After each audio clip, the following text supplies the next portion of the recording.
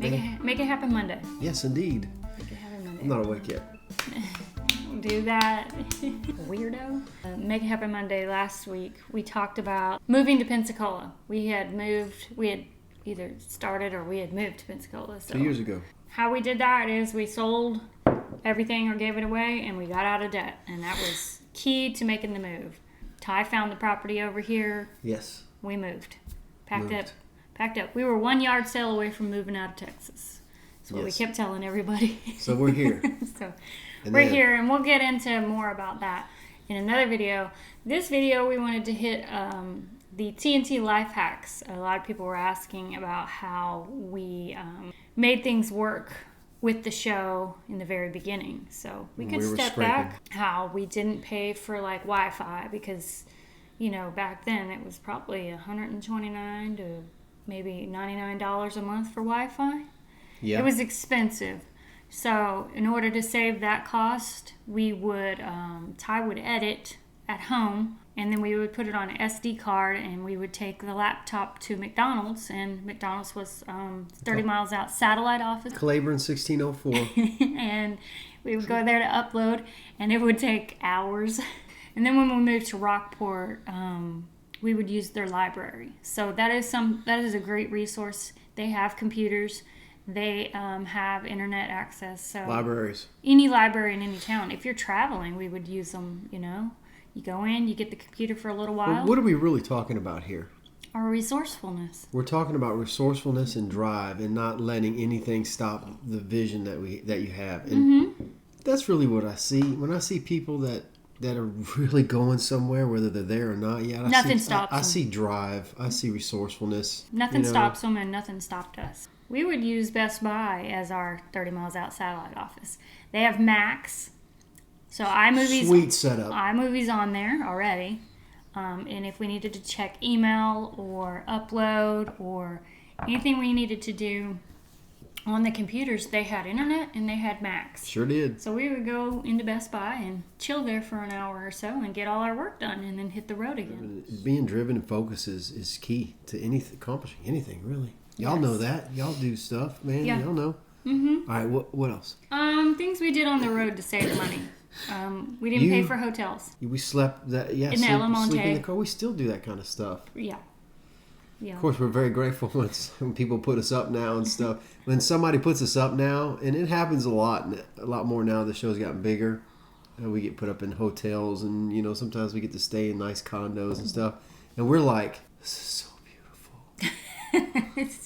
And they're like, we're sorry the accommodations aren't quite up to par, and the cleaning lady didn't get to come. We didn't have to worry about not being mobile, and that's our biggest thing is being mobile. So keeping a bed in the car. Be able to rock on. That's a lot of fun. We did a week in Palm Beach in the element, hopping from Walmart to Walmart, and it was not only fun, it was liberating, it was free, it was adventurous. It was so much fun. It was a blast. Yeah, and you don't pack a bunch of groceries. You pack your food. I would make a dish and put it in Tupperware dishes and put it in the ice chest. But you go to Walmart and you pick up fresh fruit and you eat that in a park and hang the hammocks and stuff like that. Go to the gas station and warm up the food you cooked. And you got and we use their spoons and we use their condiments. Episodes. T-Girl, bow hunting in Louisiana. I don't bow hunt much anymore. And we also don't have anywhere in Louisiana to bow hunt. That's a question that they didn't know. You had a kid. The Gavinator? We have more than one. You want to prove it? Want to go wake him up and bring him in here with his wonky hair? No. We have 4 between the two of us. We got a little Brady bunch. Mine are all older. So I have... 20s. Yeah, 27. He'll be 28, 25, and 23. And they're all spread out. So we do have kids. And the Gavin is 17 almost. I know you think he's 13 still. He tells everybody he's 13. But he's really almost 17. So there are children involved. The show is us, and that's basically how we keep it. Yeah, and they all have their own lives going on. And we try to encourage their lives. We don't want them drafting off of us. They have all made little cameos in the episodes, little ones, Yeah. But we try to give them their own identity, their own life, especially Gavin because he's younger. But Gavin he's developing an identity, so we don't want to push our identity on him. We want to develop his own. No, so he doesn't fish. And he's not a hardcore fisherman, although he knows how to cast net. He knows how to fish. He likes to skate, and he likes to skate. And he loves his music, and he loves his tennis, and he loves his soccer. So, are y'all joining or filming any kayak fishing tournaments in Pensacola? We are not kayak fishing tournament people. So if y'all have ever seen the girls bass fishing episode where Ty was actually supposed to film the episode and I was supposed to fish it, I've always said we can't be in tournaments because if it's like a redfish tournament or Jack Crevalle start blowing up over there, he's gone. So there's no more tournament. Right. That is exactly what happened in the bass fishing tournament that I entered. We were fishing and everything was going great and he was filming and he was doing a great job. And then the hybrid striper started blowing up. I'm out. Gotta go. And just like that, he was done fishing. Or filming. I love hybrids. He was done filming. That's why everybody asks me, Ty, why don't you fish a bass tournament, a redfish tournament? This is why. Because if I'm in a redfish tournament and the Jack Crevalle start blowing up, I'm gone. I ain't in a tournament no more. Spraying water up all over me. When I see a washing machine, I gots to get.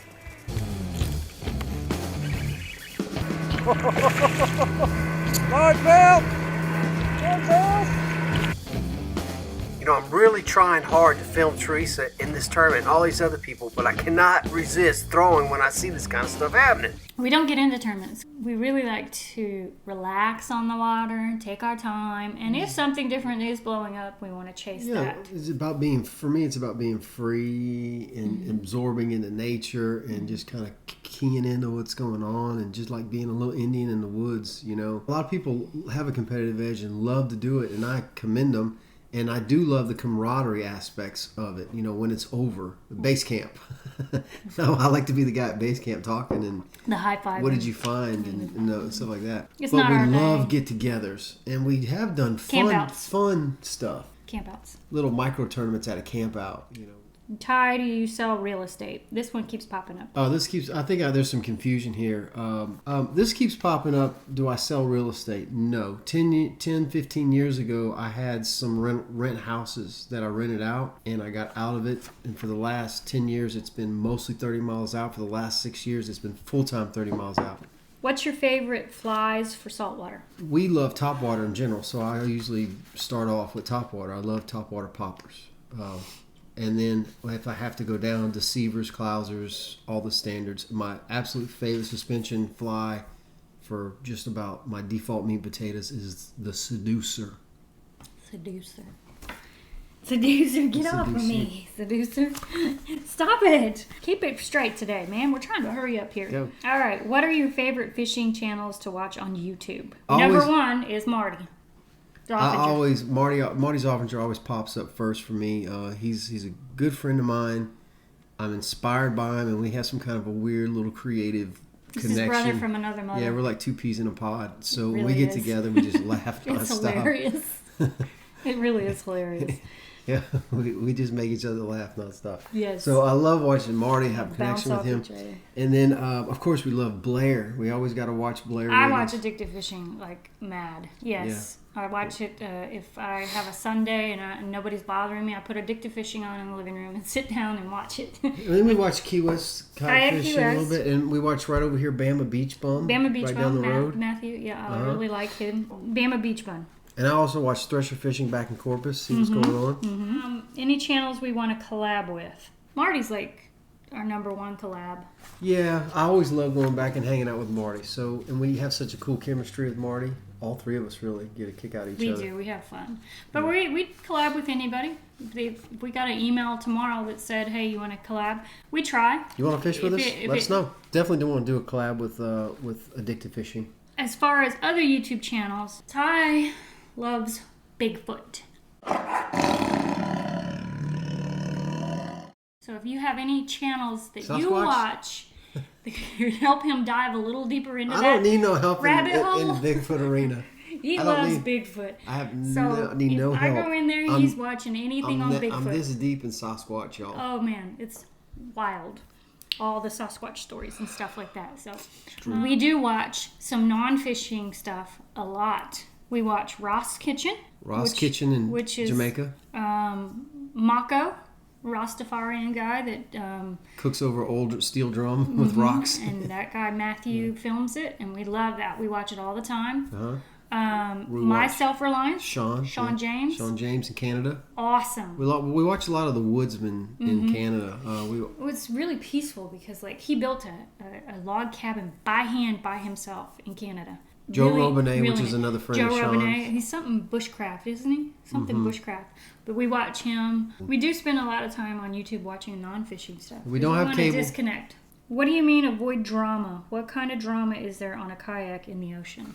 That was a great question. Because I don't think so much that we're trying to avoid the drama on the water as when you're a YouTuber and you could produce drama relevant videos, but drama gets a lot of views. YouTube is drama driven. Yes. In general. That's where we stay away from the drama. That's a moral. That being said, moral issue. You run into boat drama on the water. You do.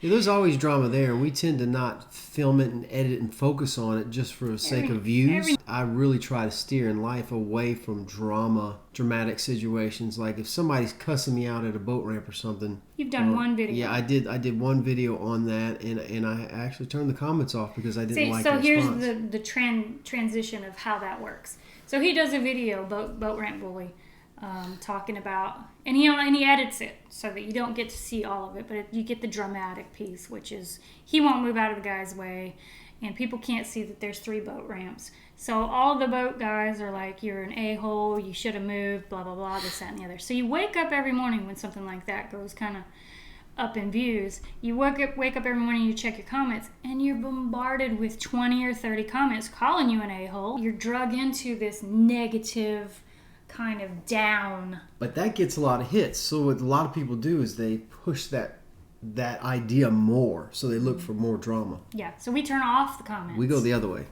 And we've kind of made note to ourselves not to do any more drama videos. To keep it all dramatic. Up. Yeah. We want to keep it positive, educational, and uplifting. I don't want to ever tear anybody down. I want to keep bringing people up. Young boy helps elderly woman walk across the street. Well, that would make your heart happy. I don't know if the ratings for the news would be as high as they are. They wouldn't. And then they've caught on to that. The drama sells. Yeah. And we could do the same thing, but I refuse. I have a moral compass. Next. Right, okay. Do you prefer the little GoPro session for a head-mounted camera over the Hero 5 or 6? We prefer GoPro sessions, period. We've just kind of gravitated to them. Well, but he's specifically asking about the head mount. Oh, for the head mount? Well, yeah. The session is lighter, smaller, easier, so it hurts less on your head. It pulls less. It's just easier to deal with whether it's on your... You have that kind of hair. Yeah, I got the bayou hair. You gotta be careful. Watch my bayou hair. More convenient on the head. A lot of people use it on the head because they're smaller and lighter. And then it's more convenient in every situation because it's smaller and lighter. But and that being said, the audio's better too. We've switched to nothing but sessions. Nothing but sessions because they're easier. Because of the audio. That's the number one reason. And the simplicity of it, so small and light. True, but what did we notice in editing?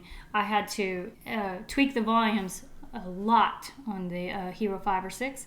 With the session, it's very solid. The Hero 5s and 6s and stuff, they have the mics are on the sides, and they try to do the stereo thing, and it brings in all this ambient noise from everywhere. That's where the session shoots straight ahead. There's a mic in the front, and I think the hat usually cancels out the back mic, so you get this shotgun effect.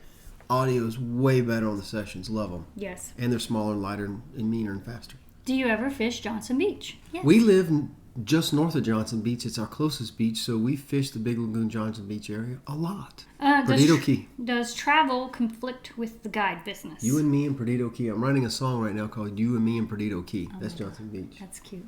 Huh? You and Me and Perdido Key? Uh-huh. You didn't know that? No. Me and Gavin have been working on that song for a while. That's cute. Does travel conflict with the guide business? Yes, definitely. That's why if we're always here. We have to leave town. A couple years ago, you saw us on the road all the time because he wasn't guiding. We were out filming. Now, you see us at home more, guiding more than traveling because, yes, it does. Which I really love. I really love being here and hosting people here.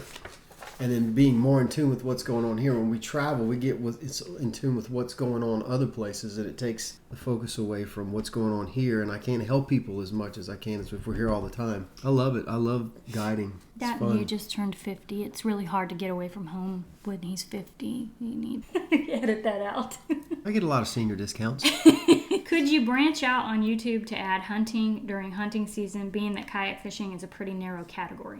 Well, we've added gardening and vlogs and stuff. Yeah. If you do look deep in 30 miles out, you will see a tilapia bow hunt. You will see a hog bow hunt. You will see, I think, some deer bow hunts.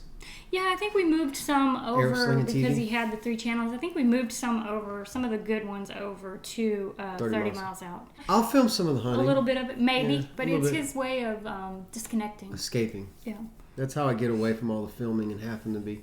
But also, hunting is more regulated on YouTube than it used to be. Oh, they will demonetize your video on hunting if a gun appears, if an animal is killed. Cleaned. Yeah, you can't clean a deer or anything, so it's way more regulated. So it's fishing, not so much. And it's so gardening, not so much. Yeah, so we tend to do a lot of our chickens and a lot of our gardening and our what's going on in our lives, and like this Make It Happen Monday and stuff, and try to add value in those areas. But I will take y'all on some of these kayak bow hunts, probably a little bit, even if we don't do kill shots. So that's pretty much it. That's all the questions for today. We'll dive back into things on next Monday when I've had some sleep. Yeah. My daughter-in-law was put in ICU, so. But she's better now. She is. Let's make that clear. She is better. She is so out. So people aren't still concerned. Yes. And we can get back to fishing. So next Monday, we'll jump right back into Make It Happen Monday with the move to Pensacola. Don't forget to like, don't forget to subscribe, don't forget to check us out on Patreon, because we're having fun every day on Patreon, right? Yes, you have a blast with Patreon. I cut up all day with them people on Patreon. See y'all next time right here on Make It Happen Monday. Y'all keep the questions coming in because it makes it so much more fun and easy for us on Mondays to answer all the questions, right? Yeah. How about a little kiss? Not on film. For the people. No. Keep your mushiness. Shut out again. Keep your mushiness out of the video.